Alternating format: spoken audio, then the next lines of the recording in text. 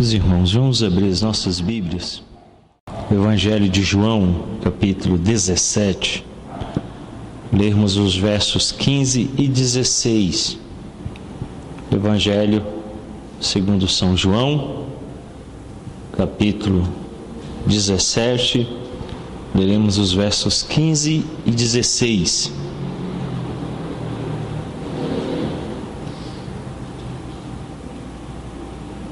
Não peço que os tires do mundo, e sim que os guardes do mal. Eles não são do mundo, como também eu não sou. Não peço que os tires do mundo, e sim que os guardes do mal. Eles não são do mundo, como também eu não sou. Vamos orar?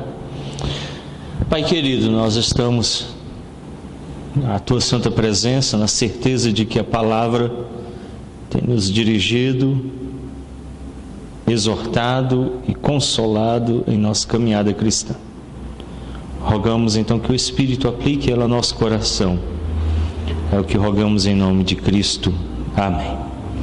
A chamada oração sacerdotal, Jesus aí nos versos 15 e 16 declara a condição do cristão, qual seja, ele não pertence ao mundo, ao sistema filosófico, esse sistema pecaminoso implantado na criação.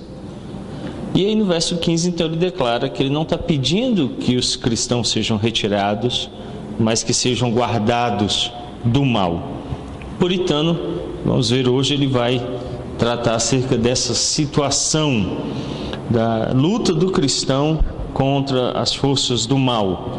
Eu vou me retirar um pouquinho aqui do púlpito, para ir lá no final, para mostrar para vocês ali na projeção um material. Então eu vou continuar falando, e aí vocês vão poder verificar ali. Hoje nós estamos sem os irmãos do Ministério de Comunicação, mas a gente vai se ausentar rapidamente aí para que vocês possam compreender. Então aí nós temos esse site que outrora eu já falei para vocês, o Digital Puritan, o Puritano Digital.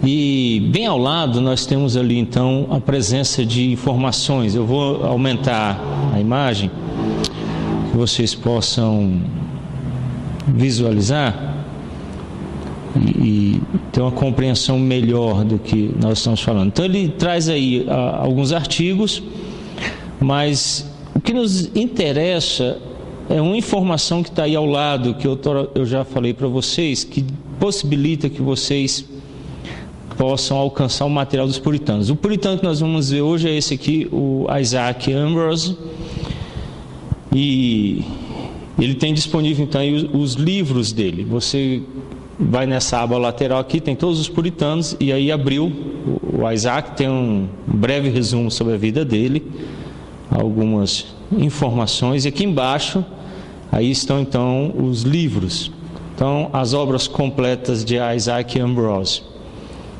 E aqui nós temos então o primeiro deles, que é o texto baseado lá em Efésios 6:12, nós vamos ver mais à frente, disponível aí no formato PDF. Então todo o escrito desse puritano está aí publicado para que você possa ler. E ele, claro, esse daqui é um dos documentos, foi feita uma cópia do original lá no Museu Britânico, aí está a capa original em couro, e todo o material é disponível, então você pode lê-lo. O Guerreiro Cristão, uma luta contra o pecado, Satanás, o mundo e a carne. Esse é o título do escrito do Ambrose, e aí está então o material dele completo, publicado, e pode ser lido e acessado aí nesse site. Então todos os puritanos, e não é exaustivo, e aí tem outros escritos dele também, daqui a pouco nós vamos conhecer cada um deles, estão disponíveis, e você pode ter acesso a esse material e ler. Por exemplo, o Jeremias Burroughs, que nós vimos há pouco tempo, está aí, então aí os escritos dele, estão publicados em vários formatos, inclusive para uso em Kindle, ou se você tem uma outra plataforma digital, isso permite que você tenha o acesso ao material. Quem então tiver interesse pode entrar nesse site, nós vamos publicar no boletim o endereço dele, e todas as obras estão disponíveis lá em língua inglesa. Elas são de domínio público, foram publicadas no século XVI e XVII, o que as tornam obras de domínio público, então elas podem ser baixadas e lidas, não tem aí problema. Quem lê em língua inglesa tem acesso aí a um material muito vasto. E hoje o Isaac Ambrose, 1604 a 1664. Esse aqui é um dos puritanos ingleses, lembram? Nós vimos? Os puritanos estão divididos em 3 grupos. Puritanos ingleses, que dão o start, iniciam o movimento na Reforma Protestante na Inglaterra, ou Grã-Bretanha, ou Reino Unido. Os puritanos escoceses, que vão dar origem ao presbiterianismo, e os puritanos, junto com os escoceses, os holandeses ali, que estão bem próximos. E depois vem o terceiro grupo, os puritanos da Nova Colônia, Nova Inglaterra, que depois vem a ser os Estados Unidos da América. Esse é o grupo final. E aí nós fechamos então o grupo dos puritanos, esse período importante da Reforma Protestante. O Isaac nasceu em 1604, é filho de Richard Ambrose, era vigário de Ormskirk, Lancashire. Lá a ideia do vigário é aqueles são os cargos mais baixos, né? Tinha o rei, que era o cabeça da igreja anglicana, era o chefe supremo da igreja. Abaixo do rei vinham os arcebispos, que ele nomeava. Podiam ser vários ou um. Então, dependendo do momento político, eles chegaram a um cargo numeroso ou um cargo que às vezes era representado em um único arcebispo. Depois os bispos, depois os párocos e os vigários e diáconos e arquidiáconos.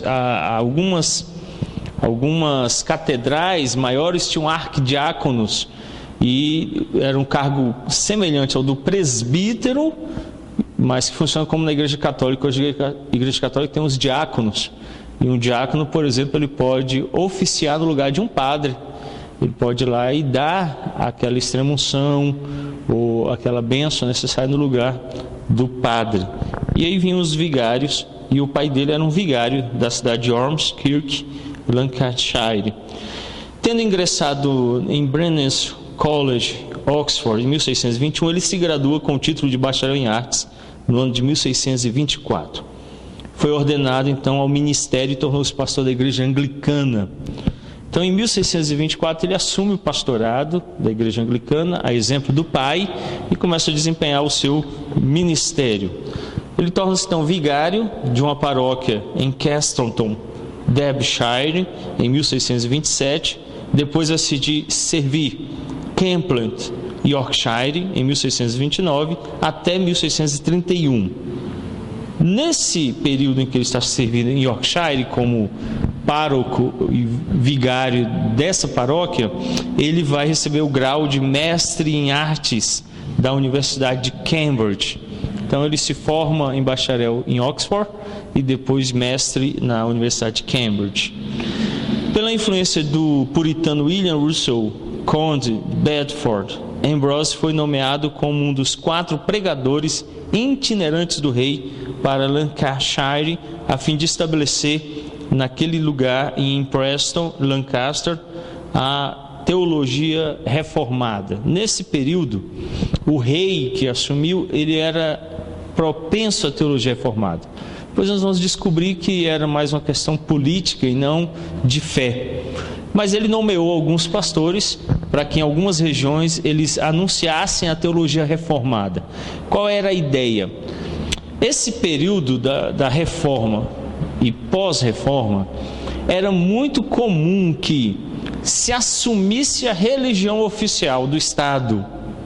Então, se a Alemanha era luterana, todos os alemães eram luteranos.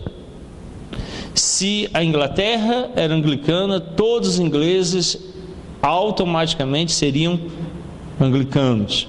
Isso aconteceu no Brasil e ainda até hoje. Muita gente acha que porque é brasileiro é católico, apostólico, romano.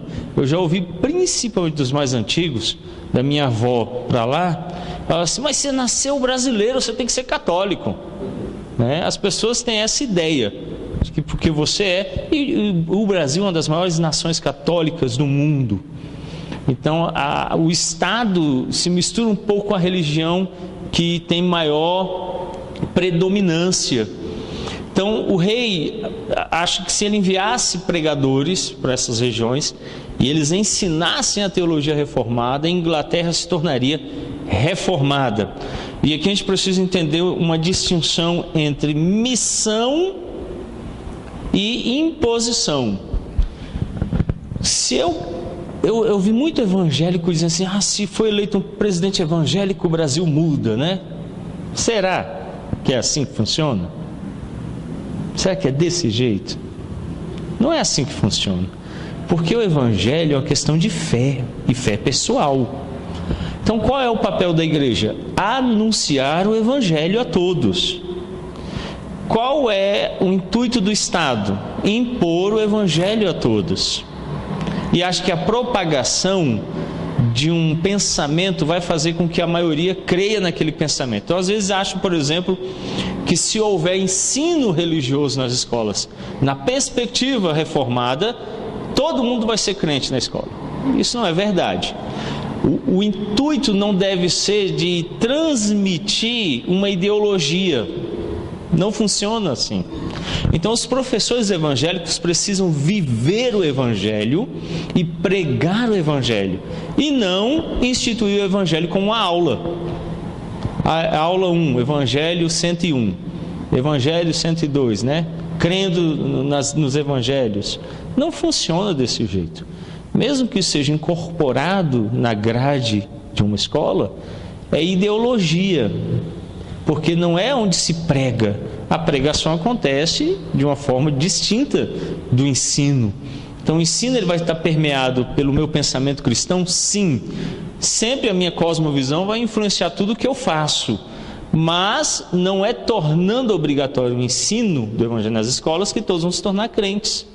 Nós vamos ter ímpios e cristãos. Sempre haverá ímpios e sempre haverá cristãos. Então a igreja precisa pregar. E ele achando que enviando esses pregadores, a Inglaterra se tornaria reformada. Mas ele rompe e acabam então esses pregadores que levavam a doutrina reformada às áreas que estavam envolvidas com o catolicismo romano.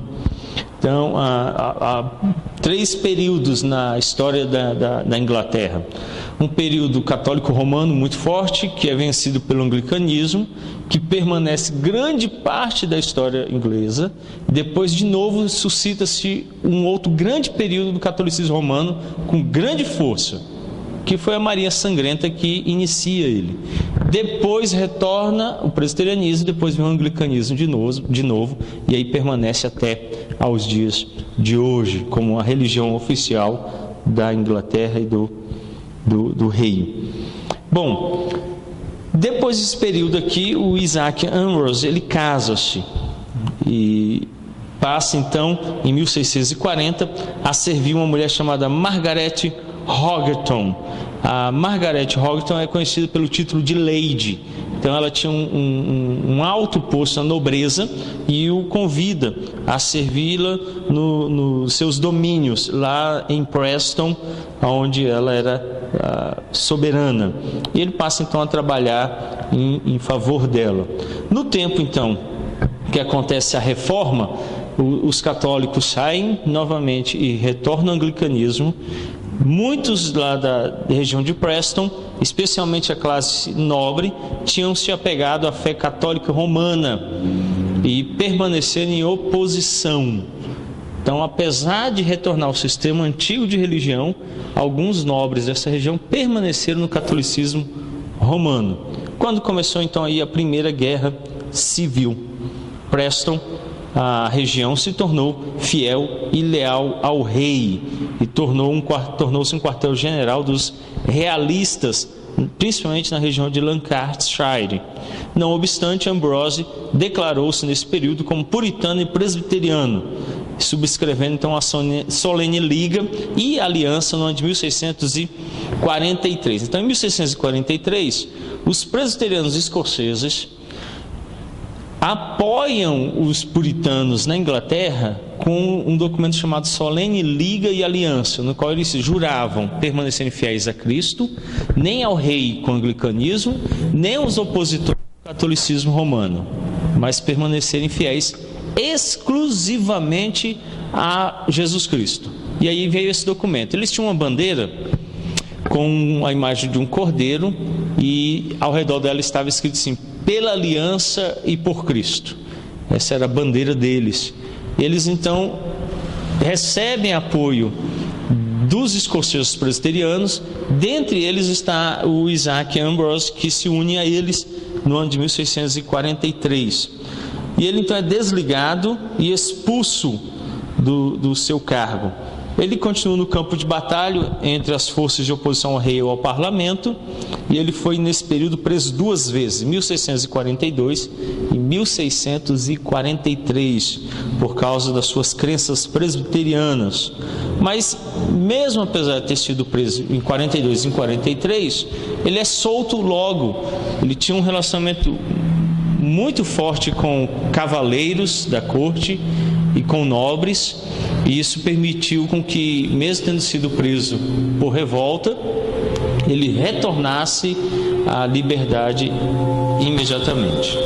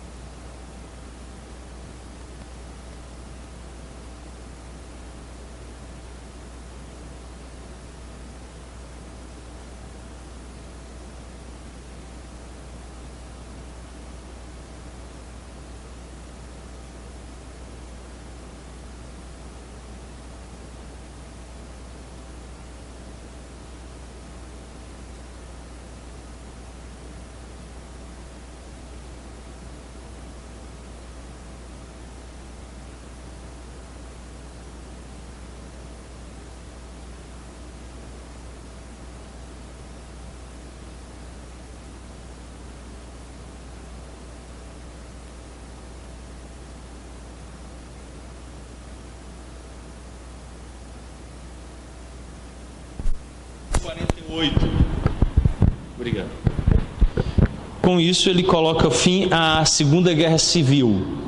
Então, em 1648, o Cromwell vence as tropas do rei em Preston, e aí a segunda fase da Guerra Civil finda, e eles começam a gozar agora de liberdade novamente. Esses períodos de guerra civil é marcada pela empunhadura literal de espada. Os pastores serviam no campo de batalha.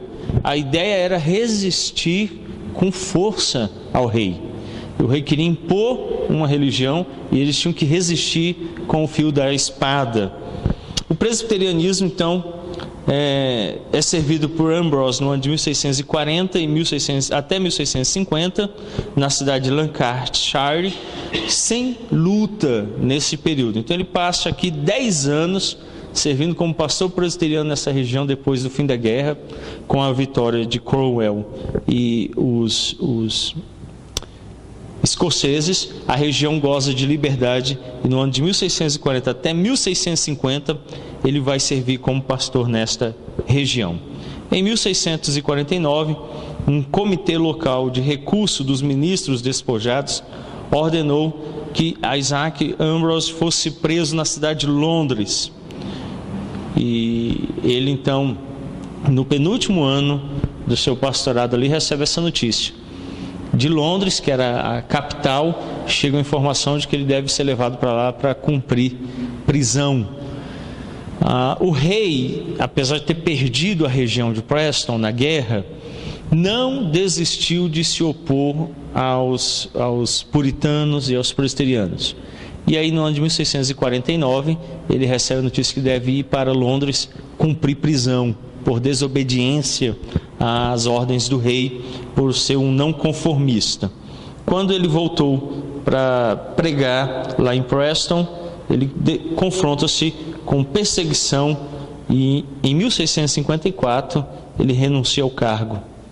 e alguns dizem que talvez por causa de enfermidade. Ele vai, fica preso 1 ano, retorna. Quando chega lá, a perseguição é muito forte e ele então renuncia ao cargo de ministro, e alguns entendem que talvez tenha sido porque estava enfermo. Ele mudou-se para a região norte do país, tornou-se ali um ministro em Garg-Stark, onde foi expulso de sua moradia em 1662 por ser um puritano. Viveu a sua aposentadoria a favor dos amigos na cidade de Preston, que lhe cederam lugar na velhice. Então, depois de tudo isso, ele é expulso em 1662 por ser um puritano, e alguns amigos oferecem lugar para ele. Então ele morou vez na casa de um, vez na casa de outro, e assim ele foi fazendo até que chegou o dia da sua morte. Veio a morrer de um derrame cerebral no dia 23 de janeiro de 1664. Disseram sobre ele: ele foi santo em sua vida, feliz em sua morte, honrado por Deus e tido em alta estima por todos os homens bons. Ambrose era um autor centralizado em Cristo, caracterizado por um ardoroso conhecimento experiencial. Uma outra característica dele é que os escritos dele, apesar de ter grande perseguição, não são caracterizados por apologética. Ele não viveu a lutar contra a posição anglicana ou católico-romana, mas ele sempre foi centralizado na pessoa, a obra de Cristo, e ele falava muito sobre esse aspecto, e era isso que o marcava. Bom, os escritos dele, aqueles que eu mostrei para vocês aí no início, na projeção. O primeiro é o guerreiro cristão, a luta contra o pecado, Satanás, o mundo e a carne. São 150 páginas. Essa obra, ela mostra como um cristão se torna um combatente. Ela foi originalmente escrita em 1661, mas aparentemente publicada pela primeira vez com os trabalhos dele em 1674. Ambrose apresenta 3 verdades chaves no escrito. Se você entrar de novo lá no site, você vai abrir aquele documento, e aí você vai, no índice lá, você vai ver que ele divide em três partes o escrito dele. Cada uma dessas partes ele vai levantar uma tese e vai defendê-la como uma verdade para o combatente cristão. A primeira, ele diz que todos os que pertencem a Deus têm que ser guerreiros. Ele fala dessa luta que se estabelece entre aqueles que servem a Cristo, o Rei, e aqueles então que servem a Satanás, o arqui-inimigo. E ele então estabelece que toda vez que alguém se torna servo de Cristo, automaticamente se torna um combatente do reino de Satanás. Segundo, ele diz que temos inimigos poderosos e maliciosos contra os quais lutar. E em terceiro lugar, temos que lutar e pelejar contra esses inimigos. A obra dele, como nós vimos na projeção, está baseada em Efésios 6:12. Ambrose, ele explica como o cristão deve travar a batalha espiritual contra o pecado, o mundo, a carne e Satanás. Ele mostra que Satanás nos ataca de diferentes vezes e sob diferentes condições na vida, e como devemos preparar-nos para resistir aos seus assaltos. Suas 10 maneiras de fazer frente à ira pecaminosa são extremamente úteis. Ele faz isso lá no livro, da página 110 à página 116. Diferente do que está presente hoje na igreja evangélica dos nossos dias, a batalha espiritual que Ambrose apresenta no escrito dele não tem nada a ver com o que é representado nas igrejas hoje. Não é uma luta exterior ao cristão, é uma luta interior ao cristão. Lembram do que Tiago diz sobre o pecado? Lá no capítulo 1 do livro dele? Cada um é tentado pela cobiça do seu próprio coração. Não está fora, está dentro. Tiago, lá no escrito dele, abram lá, capítulo 1 da Epístola de São Tiago.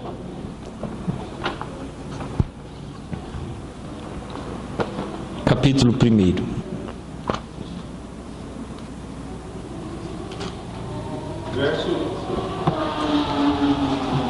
O verso 13, capítulo 1, verso 13, até o verso 15. Ninguém ao ser tentado diga, sou tentado por Deus, porque Deus não pode ser tentado pelo mal, e Ele mesmo a ninguém tenta. Verso 14. Ao contrário, cada um é tentado pela sua própria cobiça, quando esta o atrai e seduz. Então a cobiça, depois de haver concebido, dá à luz o pecado, e o pecado, uma vez consumado, gera a morte. O Ambrose, ele começa tratando nesse aspecto aqui. O primeiro inimigo é o pecado. Lá no livro, lá ele apresenta o pecado. Então, aonde o pecado tem origem? No diabo, no mundo. Aonde? Em mim mesmo, na minha cobiça interior. Ele diz que é a minha cobiça que conduz ao pecado. Então ele fala dessa arte de guerrear contra você mesmo, no seu eu pecador.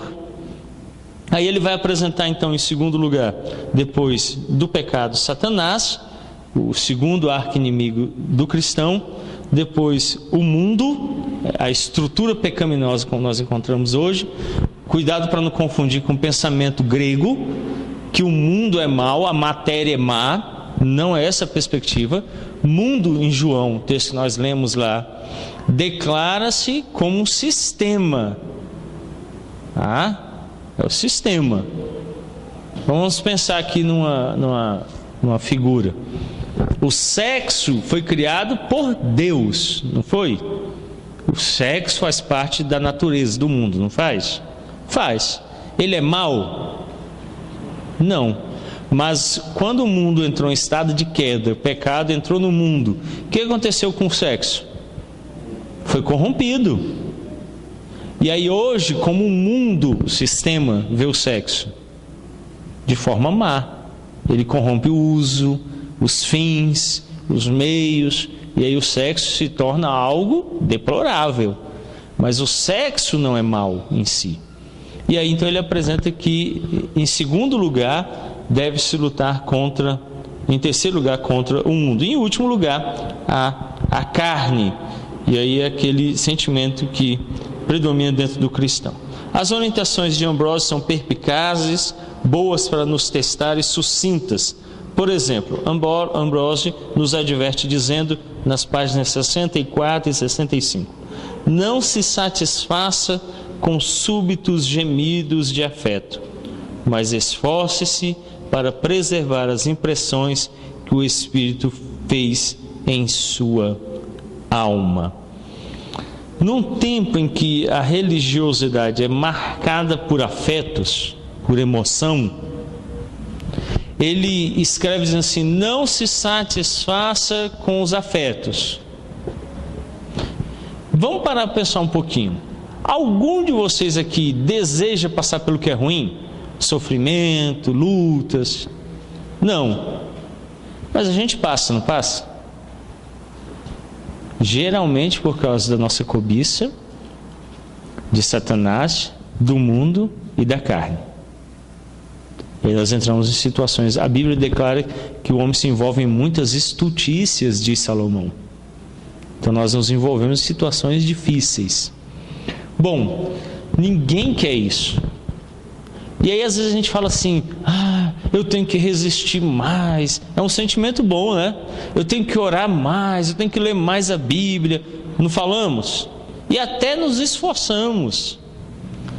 Isso são afetos, desejos, vontades. Ele diz, não se dirija por isso. Conduza-se pelas impressões feitas pelo Espírito Santo em você.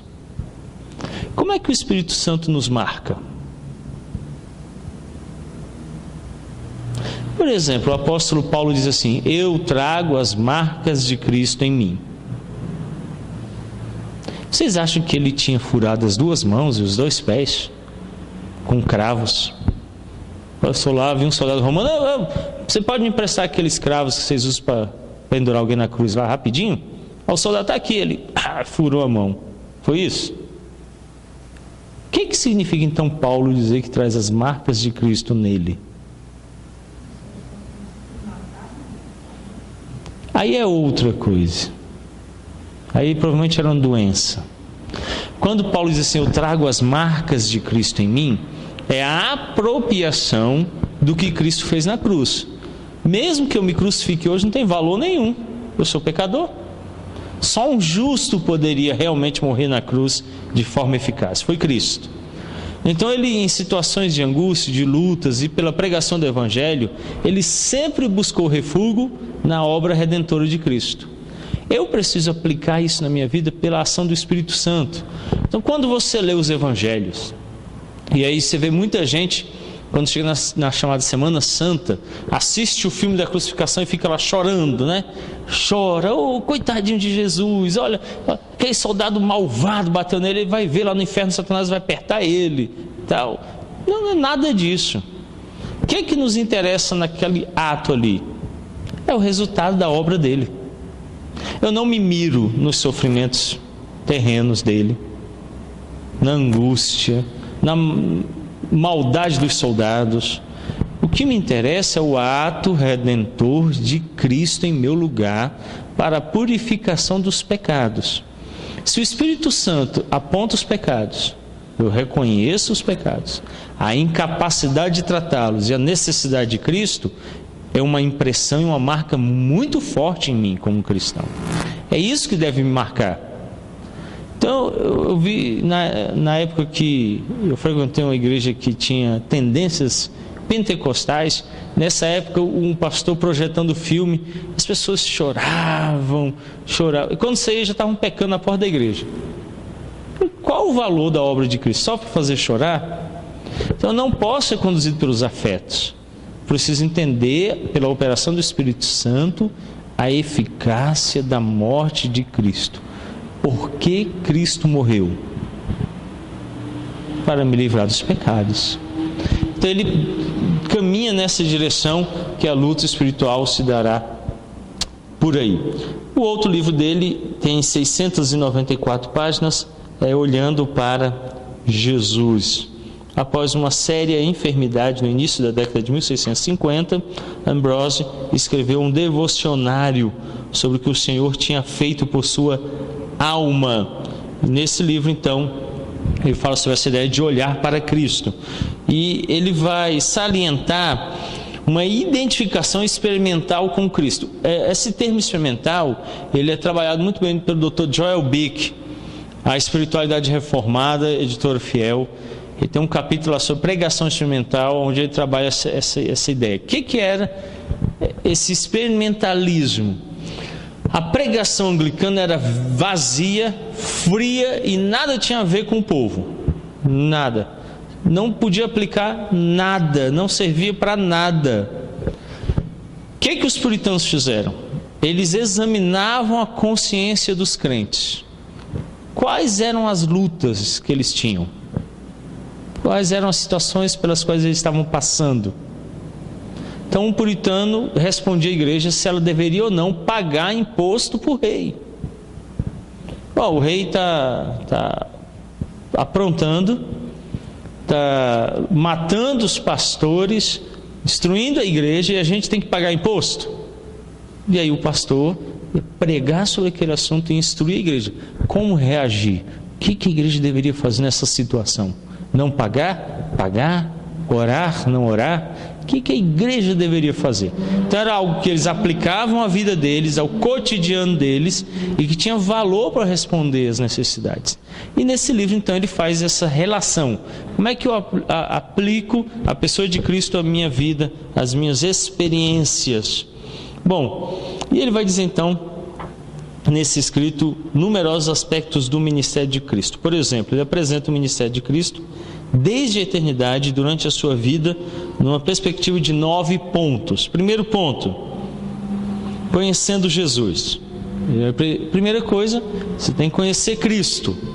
Segundo, considerando Jesus. Terceiro, desejando Jesus. Quarto, esperando em Jesus. Quinto, crendo em Jesus. Sexto, amando Jesus. Sétimo, alegrando-nos em Jesus. Oitavo, recorrendo a Jesus. E nono, conformando-se a Jesus num aspecto particular no seu ministério. Então, esses 9 aspectos é que ele vai trabalhar sobre a pessoa de Cristo e aplicando isso à sua vida. Quanto à conformidade a Cristo em sua ressurreição, Isaac Ambrose escreveu: contemplem Cristo ressurreto, Cristo glorificado. Procuremos ver a nossa vivificação pessoal ligada inseparavelmente à ressurreição de Cristo e nela fundamentada de forma inabalável. Quando pudermos, pela fé, ter uma vista desta realidade, quão corajosa e vitoriosamente a nossa alma entrará com todas as garras nas controvérsias do Senhor contra o diabo e contra os nossos próprios corações enganosos. Se eu pudesse firmar minha fé mais frequentemente na ressurreição de Cristo, de modo que, afinal, eu pudesse vê-la pela luz de Deus, ser como um princípio destinado à minha vivificação particular. Página 490, 491. Em relação à paginação, eu estou citando aqui, tem uma distinção lá com o livro, que eu mostrei para vocês no início ali, de 5, às vezes 6 páginas para mais, por causa na tradução tem alteração na formatação. Então, às vezes nem sempre bate a citação aqui, porque a citação ela está traduzida e aí ela perdeu. Mas aqui lá é o escrito original e a tradução aqui é uma tradução estadunidense, não é o escrito original na língua inglesa, feita por Isaac Ambrose lá no início. Bom, alguma pergunta, alguma colocação sobre este puritano? Não? Sim. Oi, irmã Lício. Lá só fala que ele casou-se naquele ano, não tem informação. E aí não diz se ele teve filhos, mais nada. Só que ele se casou ao fim do mestrado dele. Bom? Para enfatizar um pouco o assunto do primeiro livro dele, você falou, e a divergência da igreja evangélica aqui no Brasil, nós vemos aqui Jesus, depois de ter sido repreendido pelos fariseus, hipócritas, os seus discípulos começam a se lavar as mãos, no capítulo 15 de Mateus, versículo 18 e 19, ele diz assim, por a partir 17: não confideis que tudo que entra pela boca desce para o ventre, e depois lançado em lugar escuso, mas o que sai da boca vem do coração, e é isso que contamina o mundo, porque do coração procedem maudesígnios, homicídios, adultérios, prostituições, furtos, falsos testemunhos, blasfêmias. São estas coisas que contaminam o mundo, mas o começo de lavar as mãos não o contamina. Então Jesus mostra a origem, né? Sim. E é desconsiderado para ela.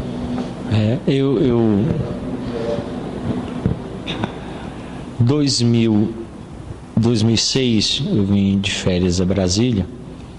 Fui uma igreja, infelizmente, igreja presbiteriana.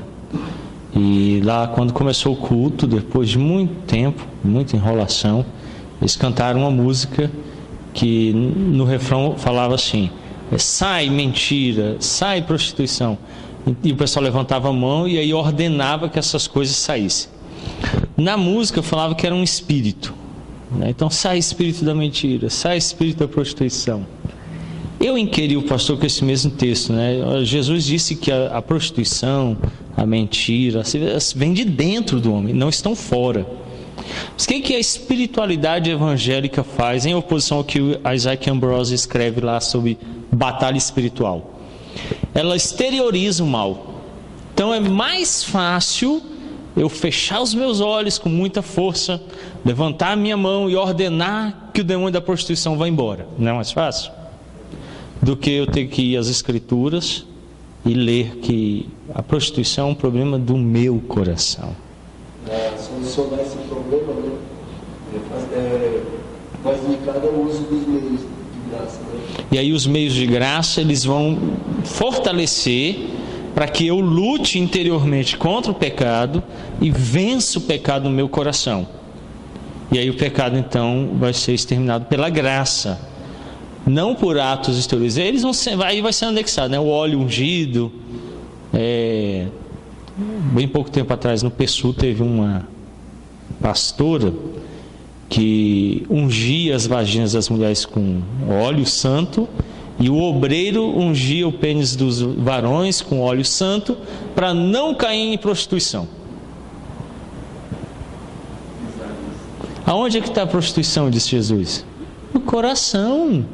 Ele precisa vencer o pecado interiormente. Aí ele exterioriza num ato de um óleo, que supostamente é um óleo mágico, que sendo aplicado vai gerar uma santificação instantânea.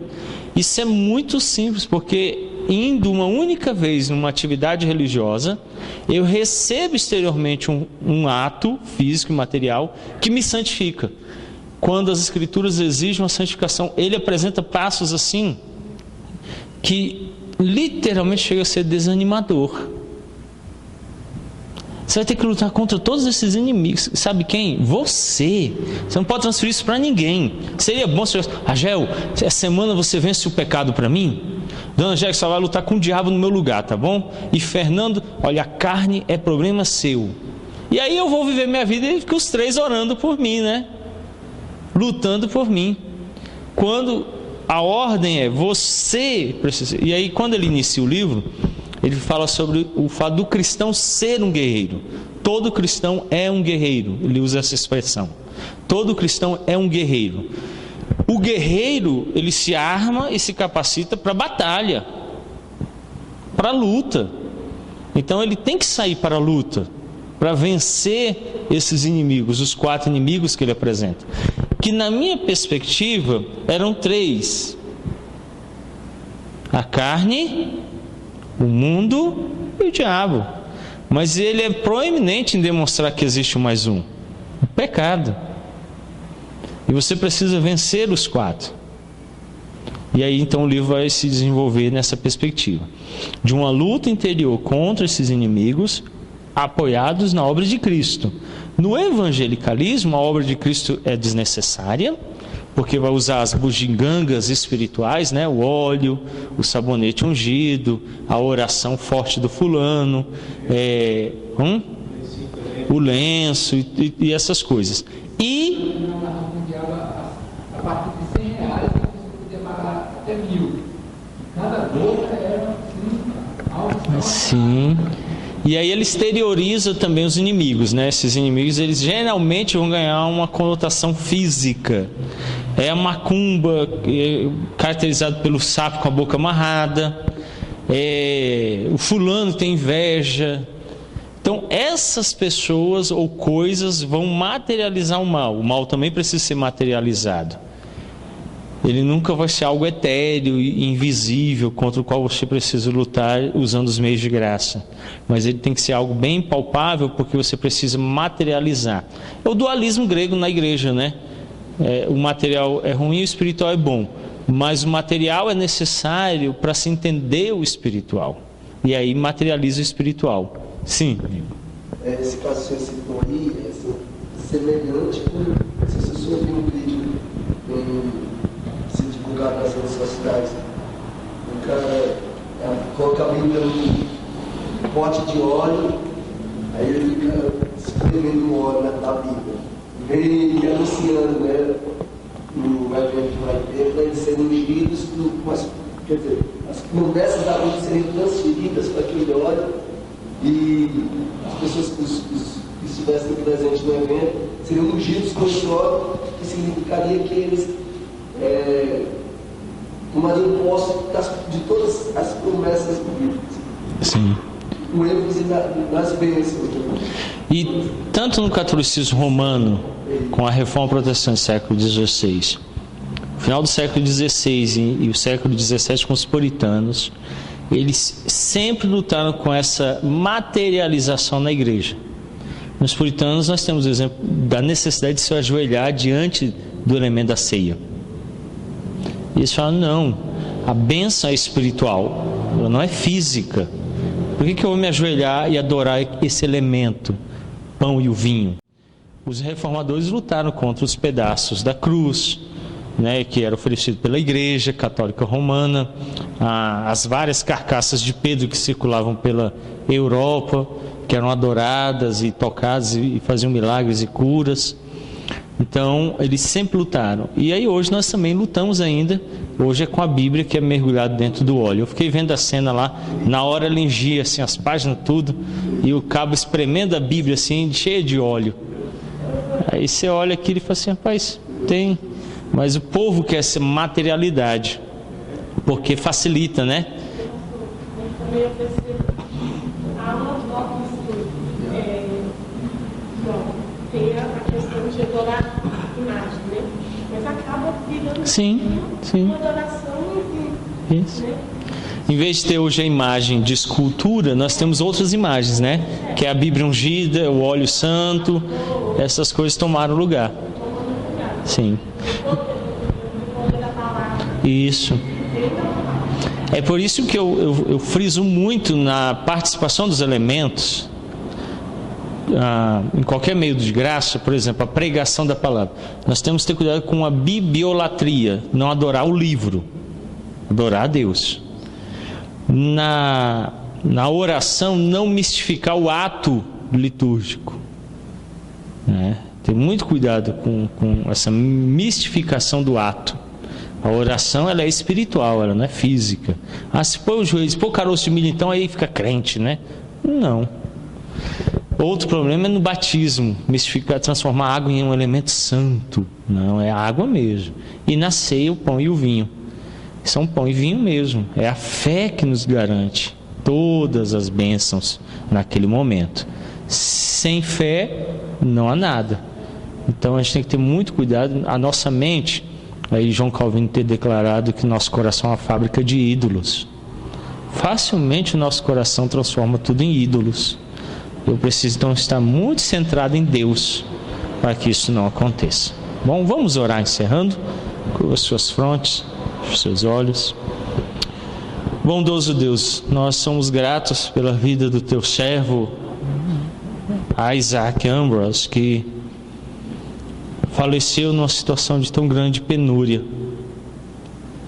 na dependência de amigos que cuidaram dele na idade avançada. Mas ainda quando nessa condição morreu deixando testemunho de que em vida e na morte glorificou a Ti.